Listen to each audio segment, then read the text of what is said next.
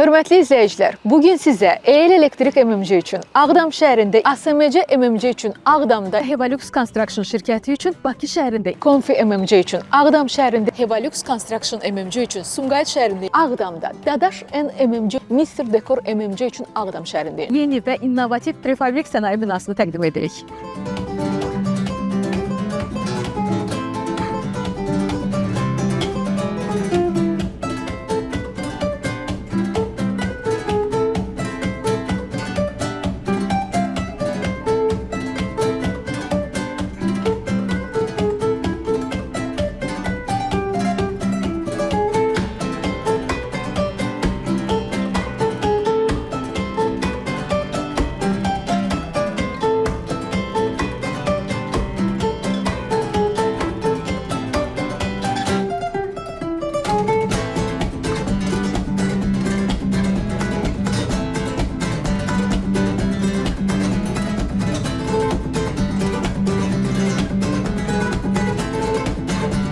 İrəliyən dövrlərdə də sizə müasir və effektiv həllər təqdim etmək üçün əzmlə çalışırıq.